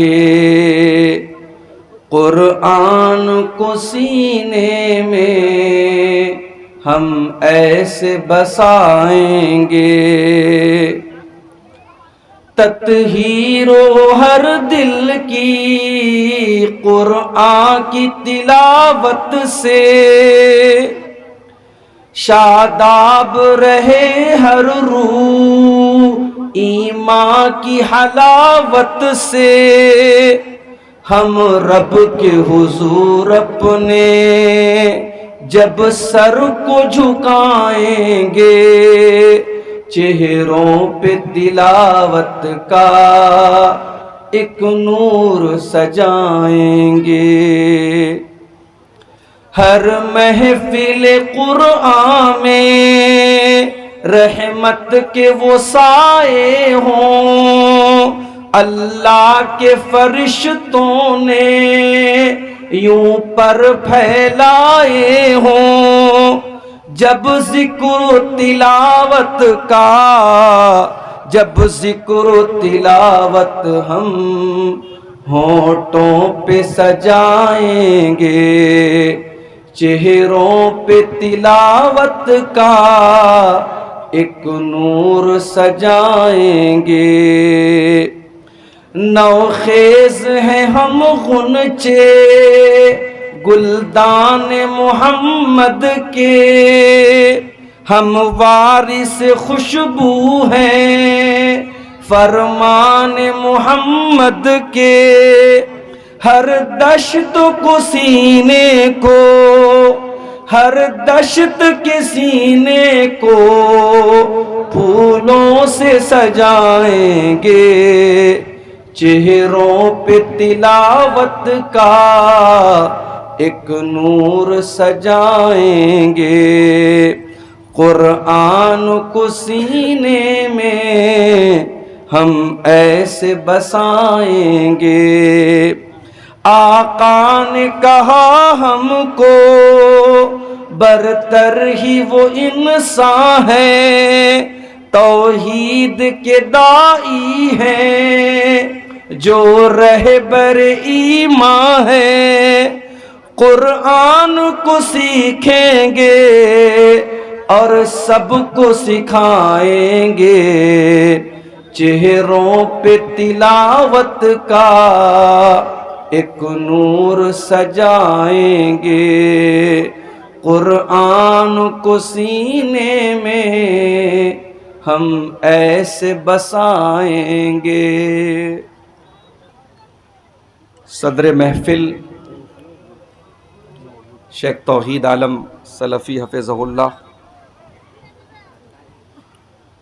स्टेज के ऊपर मौजूद काबिल एहतराम उलमाए किराम, इलाके के बड़े कदीम इदारे दारुल कुरान अजीज़िया के मोहतरम असातिज़े किराम, मोहतरम बुज़ुर्गों, नौजवान साथियों, माँओं और बहनों, प्यारे बच्चों,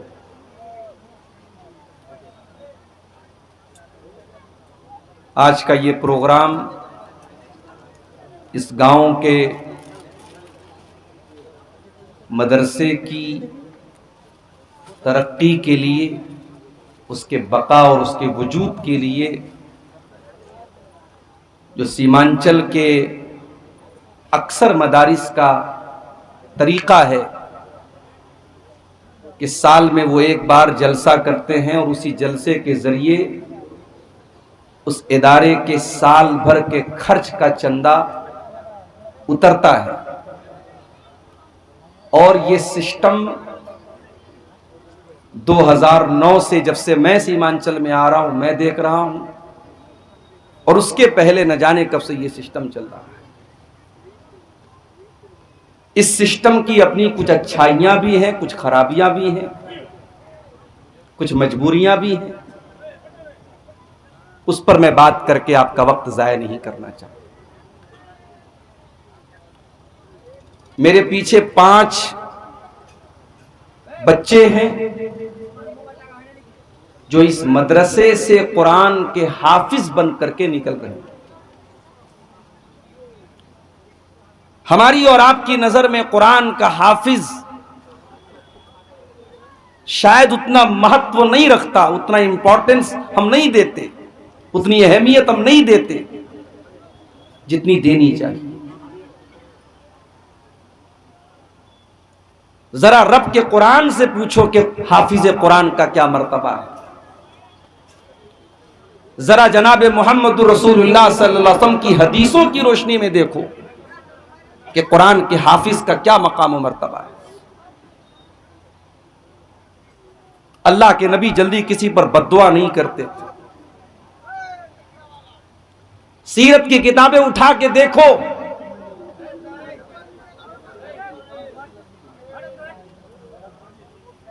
अल्लाह के नबी के ऊपर बहुत तरीके के जुल्म सितम हुए, मगर आपने बद्दुआ नहीं की। बहुत रेयर केस ऐसा मिलता है, बहुत शाज़ और नादिर ऐसे वाकयात मिलते हैं जहां अल्लाह के रसूल की जबान से बद्दुआ के अल्फाज निकले।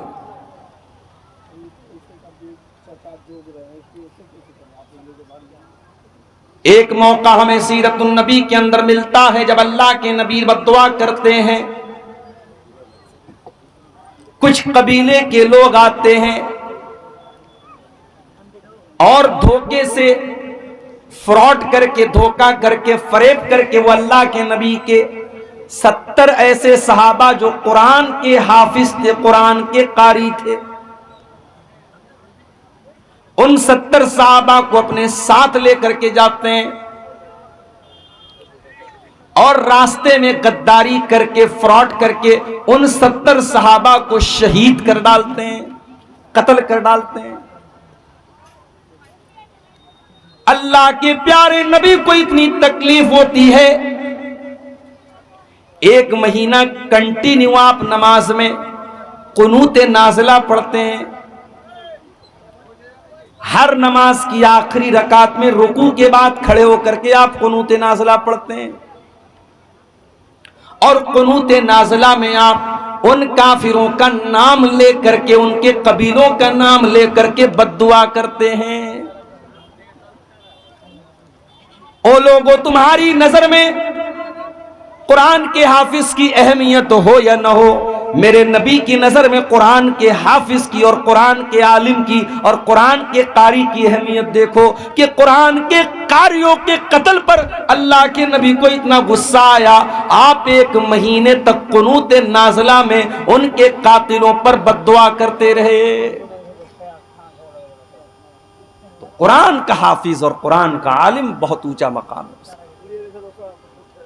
और मैं मुबारकबाद देता हूं इन 5 बच्चों को, इनके खुशनसीब मां बाप को, जिस दौर में दुनिया नौकरी की तरफ भाग रही है, दुनिया के उलूम और डिग्री की तरफ भाग रही है, आपने अपने बच्चे को एक मदरसे में भेजा। और मैं ये भी जानता हूं सीमांचल के अक्सर मदरसे जागीर से चलते हैं।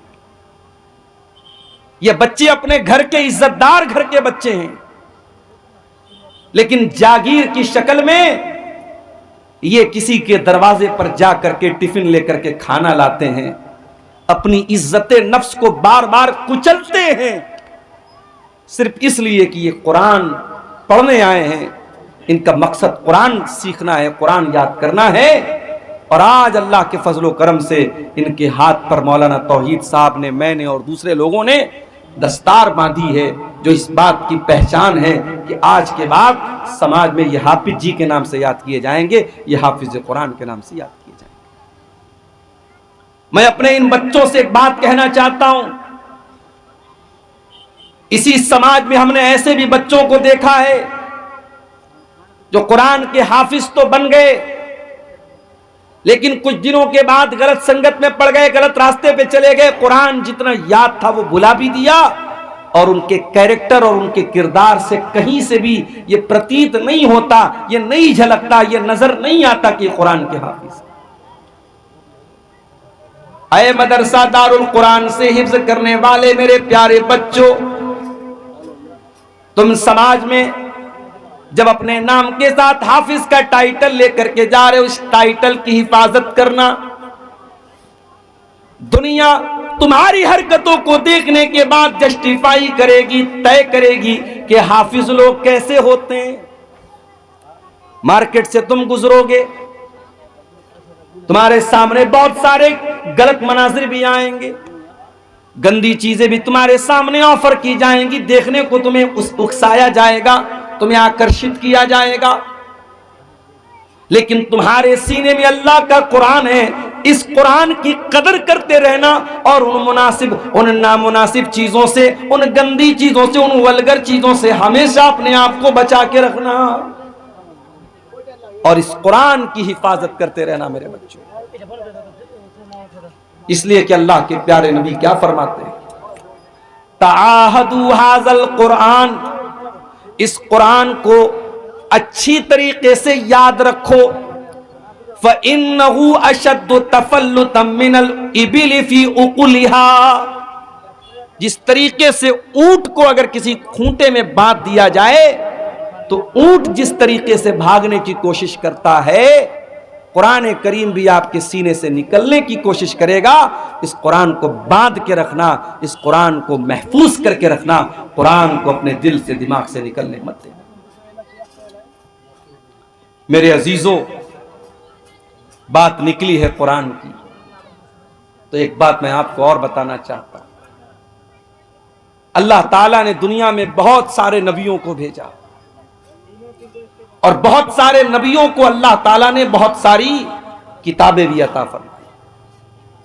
4 किताबों का नाम तो हम बहुत फेमस है, मशहूर है, जानते हैं। दाऊद अलैहिस्सलाम को ज़बूर मिली थी, मूसा अलैहिस्सलाम को तौरात मिली थी, ईसा अलैहिस्सलाम को इंजील मिली थी, हमारे नबी को कुरान मिला था, ये तो हम जानते हैं।